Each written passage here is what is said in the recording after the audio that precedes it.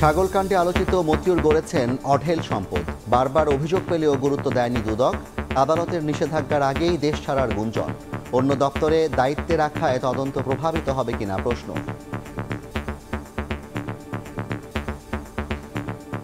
যেহেতু ওনার বিরুদ্ধে ইতিমধ্যেই কিছু ক্রেডিবল ইনফরমেশন আসছে, সেই জন্য আইন মেনেই তারা ট্রাভেল ব্যানের আবেদন করেছে। মাননীয় আদালত ট্রাভেল ব্যানের আদেশ দিয়েছেন। তাকে সাসপেনশন করে ডিপার্টমেন্টাল প্রসিডিং করার মতনই যথেষ্ট আলামত ছিল বলে মনে হয়। তার নানান রকম কানেকশন আছে, তিনি প্রভাবিত করতে পারেন।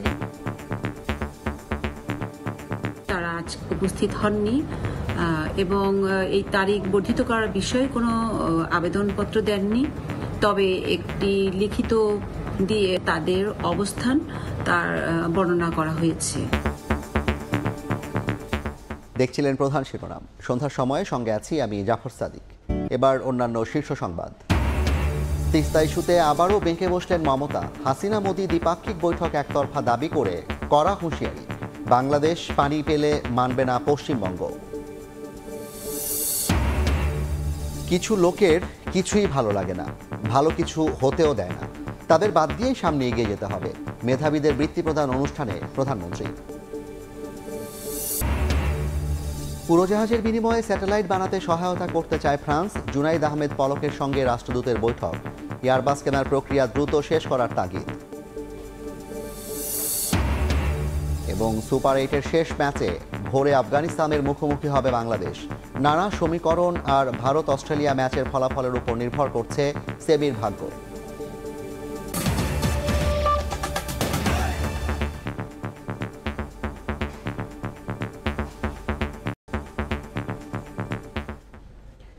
ছাগলকাণ্ডে আলোচিত রাজস্ব কর্মকর্তা মতিউর রহমান, তার স্ত্রী লায়লা কানিজ ও ছেলে তৌফিকুর রহমানকে দেশ ত্যাগে নিষেধাজ্ঞা দিয়েছেন ঢাকার সিনিয়র স্পেশাল জজ আদালত।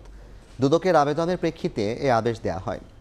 যদিও গুঞ্জন আছে ইতোমধ্যে দেশ ছেড়েছেন তারা, তবে পুলিশের মহাপরিদর্শক জানিয়েছেন আদেশ অনুযায়ী আইনি ব্যবস্থা নেওয়া হবে।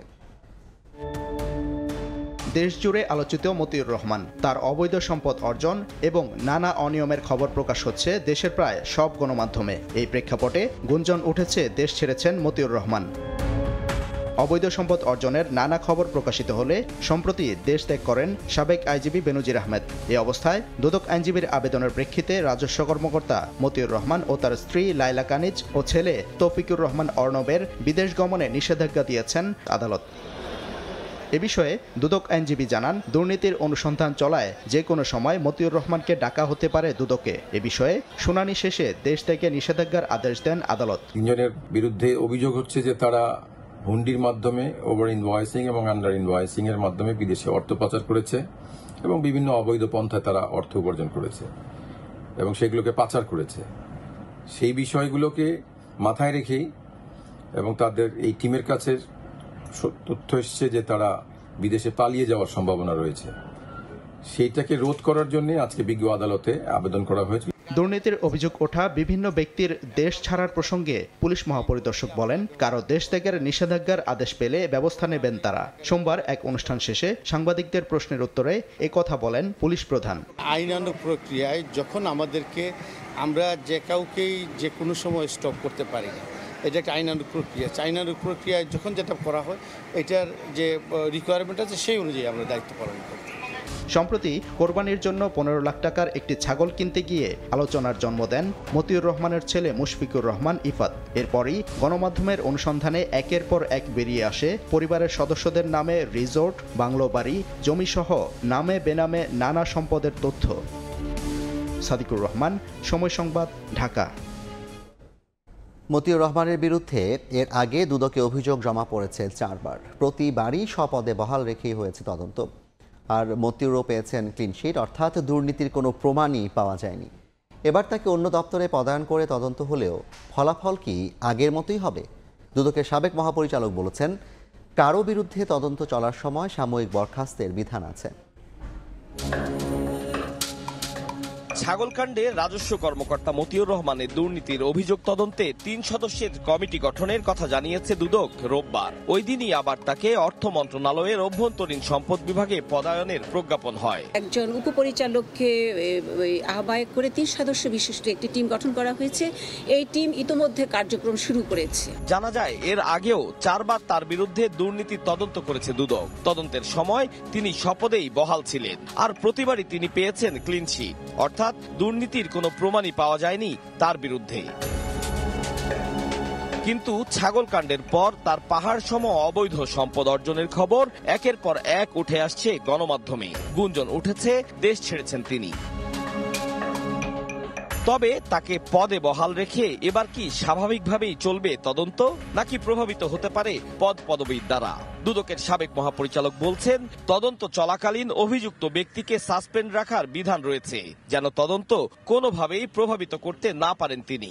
এখানে দেখা যাচ্ছে যে দুর্নীতির সুনির্দিষ্ট অভিযোগ আছে, বেরিয়েছে, দুদক সেটাকে কগনিজেন্সে নিয়েছে এবং অনুসন্ধানে যাচ্ছে। নিয়মটা ছিল এখানে যে তাকে সাসপেনশন করে ডিপার্টমেন্টাল প্রসিডিং করার মতনই যথেষ্ট আলামত ছিল বলে মনে হয়। বলেন, অনেকদিন পর দুদকের সামনে সুযোগ এসেছে অর্পিত দায়িত্ব যথাযথভাবে পালনের। তাই ভাবমূর্তি উজ্জ্বল এবং সম্মান অক্ষুণ্ণ রাখতে যথাযথভাবে কাজ করতে পারবে এবং করবে দুদক, এমনটি আশা তার। আতাউর কাউসার, সময় সংবাদ, ঢাকা। সাবেক আইজিপি বেনজির আহমেদের মতো দুদকের তলবে আসেননি তার স্ত্রী সন্তানও, করেননি নতুন করে সময়ের আবেদনও। তবে আইনজীবীর মাধ্যমে নিজেদের অবস্থানের ব্যাখ্যা দিয়ে দুদকে চিঠি দিয়েছেন। তাদের ব্যাখ্যা খতিয়ে দেখে ব্যবস্থা নেওয়ার কথা জানিয়েছেন সংস্থাটির আইনজীবী। সোমবার বেনজিরের স্ত্রী কন্যার দুদকে আসার কথা থাকলেও দেখা মেলেনি তাদের। আবেদন করেননি নতুন করে সময়েরও। তবে নিজেদের পক্ষে ব্যাখ্যা দিয়ে দুদকে চিঠি দিয়েছেন বলে জানান দুদক সচিব। তারা আজ উপস্থিত হননি এবং এই তারিখ বর্ধিত করার বিষয়ে কোনো আবেদনপত্র দেননি। তবে একটি লিখিত বক্তব্য দিয়েছেন যেখানে তাদের অবস্থান তার বর্ণনা করা হয়েছে। হাজির না হওয়ায় পরবর্তী আইনি পদক্ষেপ কি হবে দুদকের, আর উপস্থিত না হয়ে নিজেদের সাফাই গিয়ে দেয়া ব্যাখ্যা কতটাই বা গ্রহণযোগ্য? দুদকের আইন অনুযায়ী অনুসন্ধান কার্য চলবে। একটা পর্যায়ে শেষে রিপোর্ট দাখিল করবে, রিপোর্টের ভিত্তিতে আপনার কমিশন সিদ্ধান্ত নেবে। আদালতের নির্দেশে ইতোমধ্যে 3 দফায় জব্দ করা হয়েছে বেনজির আহমেদের অঢেল সম্পদ। অনুসন্ধান চলছে নতুন সম্পদেরও। মাইনুল আহসান, সময় সংবাদ, ঢাকা। তিস্তা ইস্যুতে আবারও বেঁকে বসলেন মমতা। রাজ্য সরকারকে না জানিয়ে গঙ্গা তিস্তা নিয়ে হাসিনা মোদি দ্বিপাক্ষিক বৈঠককে একতরফা মন্তব্য করে ক্ষোভ জানিয়েছেন পশ্চিমবঙ্গের মুখ্যমন্ত্রী। পশ্চিমবঙ্গের বিরুদ্ধে কোনো সিদ্ধান্ত মানা হবে না জানিয়ে নরেন্দ্র মোদীকে চিঠিও দিয়েছেন তৃণমূল নেত্রী। চলতি সপ্তাহে নয়াদিল্লি সফর করেন বাংলাদেশের প্রধানমন্ত্রী শেখ হাসিনা। এ সফরে দুই দেশের মধ্যে 7টি নতুন ও পুরানো 3টি নবায়ন সহ 10টির সমঝোতা সই হয়। বৈঠকে গঙ্গার পানি বন্টন চুক্তি নবায়নের আশ্বাস দেয় বিজেপি সরকার। একই সঙ্গে ভারতের প্রধানমন্ত্রী নরেন্দ্র মোদী জানান, তিস্তার পানি বন্টন ও মহাপরিকল্পনায় বিনিয়োগ নিয়ে আলোচনায় শীঘ্রই বাংলাদেশ সফর করবে ভারতের কারিগরি দল। গঙ্গা ও তিস্তা নিয়ে ভারত বাংলাদেশের প্রধানমন্ত্রী পর্যায়ের আলোচনায় উপস্থিত ছিলেন না পশ্চিমবঙ্গের মুখ্যমন্ত্রী মমতা বন্দ্যোপাধ্যায়। এই বৈঠক নিয়ে মমতা ও তার দল তৃণমূল কংগ্রেস যে বেজে অসন্তুষ্ট তা রাজ্যের সংবাদ মাধ্যমগুলোর বিভিন্ন প্রতিবেদনেই উঠে এসেছে। সোমবার এই বিষয়ে নিজের অবস্থান জানিয়েছেন মমতাও। রাজ্য সরকারকে না জানিয়ে গঙ্গা তিস্তার পানি বন্টন নিয়ে আলোচনায় ক্ষোভ জানিয়ে প্রধানমন্ত্রী নরেন্দ্র মোদীকে চিঠিও দিয়েছেন মমতা। রাজ্য সরকারকে এড়িয়ে কেন্দ্রীয় সরকারের এই বৈঠককে একতরফা দাবি করে রাজ্যের বিরুদ্ধে যায় এমন কোনো সিদ্ধান্ত মেনে নেওয়া হবে না বলেও জানান মমতা। বলেন, এমন স্পর্শকাতর বিষয় নিয়ে কোনো আপোষ করবে না তার সরকার। পানি বন্টন চুক্তি হলে রাজ্যের মানুষ সবচেয়ে বিপদে পড়বে বলেও দাবি করেন তিনি। জমা জল থেকে মেনটেন সবটাই জমি থেকে শুরু করে আমরা দিচ্ছি। আর এই দেখুন আমার কাছে একটা কাগজ। চিঠিতে বাংলাদেশের সঙ্গে পশ্চিমবঙ্গের সম্পর্কের বিষয়টিও তুলে ধরেন তৃণমূল নেত্রী। অতীতে নানা বিষয়ে পশ্চিমবঙ্গ সরকার বাংলাদেশকে সহযোগিতা করেছে বলেও দাবি মমতার। রাহানুল রানা, সময় সংবাদ। 8 থেকে 11 জুলাইয়ের মধ্যে প্রধানমন্ত্রী শেখ হাসিনা বেইজিং সফর করতে পারেন বলে জানিয়েছেন পররাষ্ট্রমন্ত্রী ডক্টর হাসান মাহমুদ। সফরে বেশ কয়েকটি চুক্তি ও সমঝোতা স্মারক সই হওয়ার কথা রয়েছে। মন্ত্রী বলেন, ব্রিক্সে যুক্ত হতে বেইজিংয়ের সহযোগিতা চেয়েছে ঢাকা। চাইনিজ ইনভেস্টমেন্ট যাতে বাংলাদেশে আছে, এখন আরও আসে সে নিয়ে আমরা আলোচনা করেছি। চায়না আমাদের ডেভেলপমেন্ট প্রসেসে অনেক ক্ষেত্রেই তাদের গুরুত্বপূর্ণ ভূমিকা রয়েছে। তো সামনে যে ভারতের প্রধানমন্ত্রী সফরে যাচ্ছেন সেই সফরের গুরুত্বপূর্ণ অগ্রগতি হবে। 8 থেকে 11 তারিখের মধ্যে হওয়ার সম্ভাবনা ব্রিক্সে যাতে বাংলাদেশের অন্তর্ভুক্তি হয়, সেটি মেম্বার কান্ট্রি আর partner country whatever the decision BRICS takes, সেটা নিয়ে আলোচনা করেছি, তাদের সমর্থন সহায়তা কামনা করেছি। কিছু লোকের কিছুই ভালো লাগে না, ভালো কিছু হতেও দেয় না, তাই তাদের পাত্তা না দিয়েই এগিয়ে যেতে হবে। সকালে মাধ্যমিক থেকে স্নাতক পর্যায়ে মেধাবী শিক্ষার্থীদের উপবৃত্তির টাকা প্রদান অনুষ্ঠানে এই কথা বলেন প্রধানমন্ত্রী শেখ হাসিনা। স্বাধীনতা ব্যর্থ করতে অনেক চক্রান্ত হয়েছে জানিয়ে প্রধানমন্ত্রী বলেন, সব বাধা অতিক্রম করে উন্নত সমৃদ্ধ স্মার্ট বাংলাদেশ গড়তে চায় সরকার, আর সে দায়িত্ব নিতে হবে তরুণ প্রজন্মকে। প্রাথমিক থেকে উচ্চ শিক্ষা প্রতিটি ধাপই পারিবারিক আর্থিক অবস্থা সহ নানা কারণে অনেক শিক্ষার্থী রয়েছে হোঁচট খাওয়ার শঙ্কা, ঝরে পড়ার ঝুঁকি। তবে শিক্ষার্থীদের সমতা নিশ্চিত আর অসচ্ছল মেধাবীদের শিক্ষা জীবনের ধারাবাহিকতা রক্ষায় সহায়তা দেওয়া হচ্ছে প্রধানমন্ত্রীর শিক্ষা সহায়তা ট্রাস্টের আওতায়। সোমবার সকালে রাজধানীর ওসমানী স্মৃতি মিলনায়তনে গভর্নমেন্ট টু পিপল বা G2P পদ্ধতিতে মাধ্যমিক থেকে স্নাতক পর্যায়ের শিক্ষার্থীদের মধ্যে উপবৃত্তি ও টিউশন ফি বিতরণ কার্যক্রম উদ্বোধন করেন প্রধানমন্ত্রী শেখ হাসিনা, যার আওতায় চলতি বছর 64,70,000-এর বেশি শিক্ষার্থী পাচ্ছে 2,208 কোটি টাকা। সে অর্থ পৌঁছে যাবে মোবাইল বা অনলাইন ব্যাংকিংয়ে। অনুষ্ঠানে বঙ্গবন্ধু সৃজনশীল মেধা অন্বেষণ 2024 প্রাপ্ত 15 শিক্ষার্থী ও বঙ্গবন্ধু শেখ মুজিব স্কলার অ্যাওয়ার্ড 2023-এ নির্বাচিত 21 কৃতী শিক্ষার্থীর হাতে পদক তুলে দেন সরকার প্রধান। প্রধানমন্ত্রী জানান, পরিবর্তনশীল বিশ্বের সঙ্গে তাল মিলিয়ে চলতে আনন্দ নির্ভর শিক্ষা ব্যবস্থায় নজর দিয়েছে সরকার। সেক্ষেত্রে সমালোচকদের কথায় কান দিতেও নারাজ তিনি। সারাক্ষণকে বলে পর পর পর, এটা কি ভালো লাগে বলো? একটা পরিবর্তন আসলে অনেকে নানা ধরনের কথা বলে, যে যা মনে করে লিখে দেয়, কিন্তু সেটা আমি এইমাত্র আমাদের শিক্ষা বলছি ওটা লিখলে শুনবা না তো। আর কেউ একটু সমালোচনা করলেই অমনি সেটার জন্য ভীত হয়ে যেতে হবে, আমি এটা বিশ্বাস করি না। অনেক চক্রান্ত আর বাধা থাকলেও তরুণ প্রজন্মের উপর ভর করেই দেশকে এগিয়ে নেওয়ার প্রত্যয় জানান সরকার প্রধান। এই স্বাধীনতা ব্যর্থ করবার জন্য অনেক চক্রান্ত হয়েছে, কিন্তু আমরা সব অতিক্রম করেই কিন্তু এগিয়ে যাচ্ছি। তো কিছু তো সংখ্যক লোক থাকে সবসময় কোনো কিছুই ভালো লাগে না আর ভালো হতেও দিতে চায় না, তো তাদেরকে ইগনোর করতে হবে। শেখ হাসিনা বলেন, বিনামূল্যে বই বিতরণকে অনেকে অসম্ভব মনে করলেও তা করে দেখিয়েছে আওয়ামী লীগ সরকার। ফারুক ভিয়া, রবিন, সময় সংবাদ, ঢাকা। সন্ধ্যার সময় আরও থাকছে।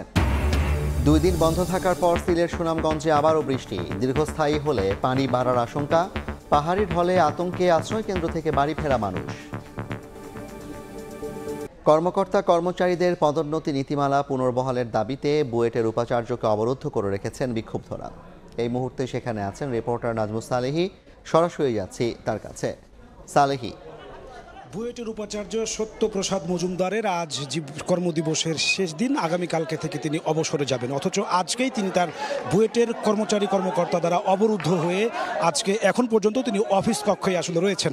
বিকেল 5টা থেকে তাকে তার অফিস, বুয়েটের যারা কর্মচারী-কর্মকর্তা রয়েছে তারা তাকে অবরুদ্ধ করে রেখেছে। তারা দাবি, কর্মচারী-কর্মকর্তারা বলছেন 2015 সালে পদোন্নতি এবং প্রমোশনের একটি বুয়েট কর্মচারী-কর্মকর্তা নীতিমালা 2015 প্রণয়ন করা হয়েছিল, যেটি 2015 সালে প্রণয়ন করার পর সেই অনুযায়ী তারা তাদের প্রমোশন এবং পদায়ন হয়ে আসছিল, কিন্তু তারা এটা থেকে আসলে তারা এখন বঞ্চিত করা হচ্ছে তাদেরকে। অর্থাৎ 2015 সালের যে কর্মচারী-কর্মকর্তা প্রমোশন নীতিমালা তা আসলে বন্ধ করে দেওয়া হয়েছে।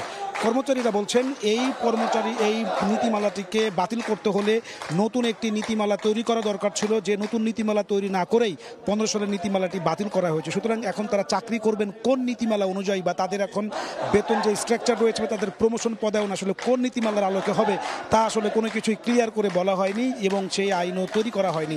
হুট করে এটাকে তারা বলছেন যে পরিবর্তন করার কারণে যদি তাদেরকে এখন পদগুলো ব্লক পোস্ট হয়ে যাবে এবং তারা এখন যে পদে যোগদান প্রদান করবেন তাকে সেই পদেই থাকতে হবে, এটির তারা বিরোধিতা করছেন। এবং তারা যেহেতু আজকে ভিসির শেষ কর্মদিবস, সুতরাং তারা বলছেন যে আজকেই ভিসিকে এটি বাস্তবায়ন করে যেতে হবে যাতে তিনি বাতিল করতে না পারেন। তারা বলছেন যে 2023 সালের ডিসেম্বরে গোপনে এই আইনটিকে বাতিলের সিদ্ধান্ত হয়েছিল এবং সেখানে ভিসির স্বাক্ষর রয়েছে, কিন্তু সেটি 6 মাস পরে এসে ভিসি আজকে তার কর্মদিবসের শেষ দিনে সেটিকে প্রকাশ করেছেন, যে কারণে কর্মচারীরা বাতিলের দাবিতে ক্ষোভে ফেটে পড়েছেন। এবং তারা বলছেন যে 15 সালের নীতিমালা বহাল করতে হবে, নতুবা তারা আসলে কর্মজীবনে তারা প্রতারিত হবেন। এই ছিল আমার কাছে বুয়েট থেকে চলমান পরিস্থিতির সর্বশেষ। সরাসরি যুক্ত ছিলাম বুয়েট থেকে। বিমানের কাছে এয়ারবাসের উড়োজাহাজ বিক্রির প্রক্রিয়া দ্রুত সম্পন্ন করতে চায় ফ্রান্স। ডাক ও টেলিযোগাযোগ প্রতিমন্ত্রীর সঙ্গে বৈঠকে এ ব্যাপারে তাগাদা দিয়েছেন ফরাসি রাষ্ট্রদূত। পরে প্রতিমন্ত্রী জানান, উড়োজাহাজের বিনিময়ে স্যাটেলাইট বানাতে সহায়তা করবে ফ্রান্স। বর্তমানে বিমানের বহরে থাকা 21টি উড়োজাহাজের 16টি মার্কিন প্রতিষ্ঠান বোয়িংয়ের তৈরি। দীর্ঘদিনের মার্কিন আধিপত্যে এবার প্রথমবার ভাগ বসাচ্ছে ফ্রান্স। ফরাসি প্রেসিডেন্টের ঢাকা সফরে 10টি এয়ারবাস কেনার প্রতিশ্রুতি দেয় বাংলাদেশ। এরপরই উড়োজাহাজ বেচতে বোয়িং ও এয়ারবাসের আড়ালে শুরু হয় ফ্রান্স ও আমেরিকার দ্বৈরথ। তবে এ যাত্রায় বোয়িংকে পেছনে ফেলে উড়োজাহাজ বিক্রির ক্রয়াদেশ পাচ্ছে এয়ারবাস। সোমবার সচিবালয়ে উড়োজাহাজ বিক্রি প্রক্রিয়া সম্পন্ন করতে ডাক, টেলিযোগাযোগ ও তথ্য প্রযুক্তি প্রতিমন্ত্রীর সাথে বৈঠকে বসেন ফরাসি রাষ্ট্রদূত মারি মাজদুপুই। বৈঠকে ক্রয় প্রক্রিয়া সম্পন্ন করতে তাগাদা দেন ফরাসি রাষ্ট্রদূত। এয়ারবাসের প্রপোজাল যেগুলো আছে এগুলো আমাদের কাছে বেশ ভালোই মনে হয়েছে। কখন কিভাবে করব সেটার একটা অ্যাকশন প্ল্যান, টাইম ফ্রেম, কার কি দায়িত্ব হবে, কিভাবে আমরা এটা আগাবো, সে বিষয়গুলো নিয়ে কথা হয়েছে। প্রতিমন্ত্রী জানান, বঙ্গবন্ধু স্যাটেলাইট 1 ছাড়াও আরও 4 থেকে 6টি স্যাটেলাইট তৈরি করবে বাংলাদেশ। এয়ারবাসের উড়োজাহাজ বিক্রির বিনিময়ে বাংলাদেশি কর্মীদের মাধ্যমে এসব স্যাটেলাইট বানাতে কারিগরি ও আর্থিক সহায়তা করবে ফ্রান্স।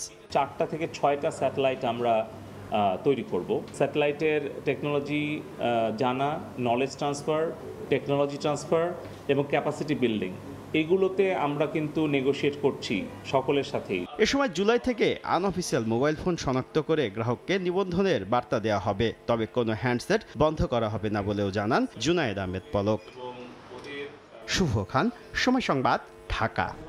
বৃষ্টি কমার পাশাপাশি নতুন করে পাহাড়ি ঢল না আসায় কমতে শুরু করেছে সিলেট অঞ্চলের বিভিন্ন নদ নদীর পানি। ঘরবাড়ি থেকে পানিটা কিছুটা নামলেও দুর্ভোগ কাটেন স্থানীয়দের। অন্যদিকে জামালপুরে রিনচিরাম নদীর পানি বৃদ্ধিতে তীরবর্তী এলাকায় দেখা দিয়েছে ভাঙন। সুরমা ও কুশিয়ারা সহ বিভিন্ন নদ নদীর পানি ধীরে ধীরে নেমে বিপদসীমার কাছাকাছি চলে এসেছে। এতে অনেকটা উন্নতি হয়েছে সিলেটের বন্যা পরিস্থিতির। উন্নতি হচ্ছে সুনামগঞ্জেও। তবে অতি নির্মাঞ্চলের বাসিন্দারা কাঁচা ঘরবাড়িতে এখনো ফিরে যেতে পারছেন না। অন্যদিকে মৌলভীবাজারের হাকালুকি হাওরের পানি খুবই ধীর গতিতে নামতে থাকায় হাওরপাড়ের উপজেলা জুড়ি, কুলাউড়া ও বড়লেখায় দুর্গতদের দুর্ভোগ কমছে না। এখনো এ 3 উপজেলার প্রায় 2 লাখের বেশি মানুষ পানিবন্দী। আমরা বাজার হাট করতে পারি না, আমরা খাইতে পারি না। পাহাড়ি ঢলে এই অঞ্চলের ক্ষতিগ্রস্তদের মাঝে প্রধানমন্ত্রীর পক্ষ থেকে ত্রাণ বিতরণ করেছেন পাট ও বস্ত্রমন্ত্রী জাহাঙ্গীর কবির নানক।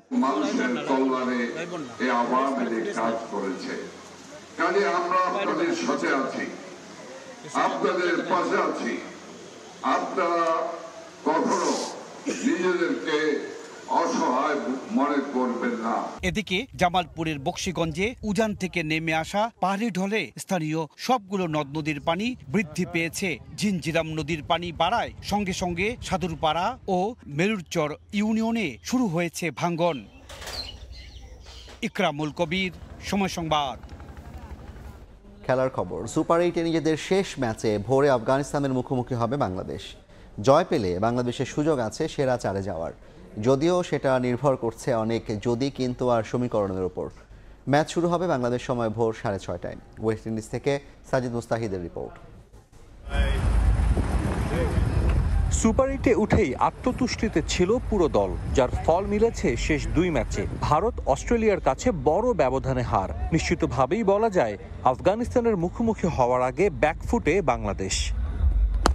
শুধু হারই না, প্রশ্ন উঠেছে দলের টি-20 মানসিকতা নিয়েও। অবশ্য এরপরও সেই উপলব্ধি দলের ক্রিকেটারদের কতটা হয়েছে সেটা বড় একটা প্রশ্ন। আফগান ম্যাচের আগে অনুশীলনে দলের মাত্র 5 ক্রিকেটার। আর্নেসভিলের উইকেট সম্পর্কে ভালো ধারণা থাকায় আফগানিস্তানের বিপক্ষে গেম প্ল্যানেও আসছে পরিবর্তন। Absolutely will compete. We know that. We've had success against Afghanistan. We've played a lot of series against them. We have an advantage in that we've played 2 games of cricket at that ground already. আফগানিস্তানের সামনে ইতিহাসের হাতছানি। অস্ট্রেলিয়াকে হারানোর পর তাদের আত্মবিশ্বাসও আকাশ ছুঁয়েছে। দুর্দান্ত ছন্দে আছেন 2 ওপেনার গুরবাজ ও ইব্রাহিম জাদরান। বাংলাদেশের ব্যাটিং লাইনকে চ্যালেঞ্জ জানাতে প্রস্তুত আসরের সেরা উইকেট শিকারী ফজল হক Farooki. So many things are thrown and so many results can go against you or for you, so we've just got to focus on our match against Bangladesh. Saint ভিনসেন্টের আর্নেসভিলে group পর্বে 2 জয় সুখস্মৃতি আছে বাংলাদেশের। পয়া ভেন্যুতে শেষটাও জয় দিয়ে করতে চাইবে নাজমুল শান্তরা। আফগানিস্তানের কাছে অস্ট্রেলিয়ার হারে সুপার 8 গ্রুপ 1 থেকে সেমিফাইনালে যাওয়ার সমীকরণটা জমে উঠেছে, যার কারণে বাড়তি গুরুত্ব পাচ্ছে বাংলাদেশ আফগানিস্তান ম্যাচটা। এরই মধ্যে অস্ট্রেলিয়া নিউজিল্যান্ডকে হারিয়ে চোখ রাঙানি দিচ্ছে আফগানরা। তবে এই ম্যাচে মাঠে নামার আগে বাংলাদেশকে সাহস দিতে পারে বিশ্ব আসরে কখনোই আফগানদের কাছে না হারার রেকর্ড। সাজিদ মুস্তাহিদ, সময় সংবাদ, ওয়েস্ট ইন্ডিজ। এ পর্যায়ের শীর্ষ সংবাদ জানিয়ে দিচ্ছে আরেকবার। ছাগলকাণ্ডে আলোচিত মতিউরের অঢেল সম্পদ, বারবার অভিযোগ পেলেও গুরুত্ব দেয়নি দুদক। 4 বার পেয়েছেন ক্লিনচিট, নিষেধাজ্ঞার আগেই বিদেশে পালানোর গুঞ্জন। তিস্তা ইস্যুতে আবারও বেঁকে বসলেন মমতা। হাসিনা মোদি দ্বিপাক্ষিক বৈঠক একতরফা দাবি করে কড়া হুঁশিয়ারি, বাংলাদেশ পানি পেলে মানবে না পশ্চিমবঙ্গ। এবং কিছু মানুষ কখনোই দেশের ভালো চায় না, তাদের বাদ দিয়েই এগিয়ে যেতে হবে। বৃত্তি প্রদান অনুষ্ঠানে প্রধানমন্ত্রী বললেন, স্মার্ট বাংলাদেশ গড়তে দায়িত্ব নিতে হবে তরুণদের। এই ছিল জনপদের সন্ধ্যার সময়। জনপদের সময় সঙ্গে থাকবেন রাইসা জান্নাত। ধন্যবাদ জাফর। জনপদের সময় নিয়ে ফিরছে কিছুক্ষণ পরে, সঙ্গেই থাকুন সময়ে।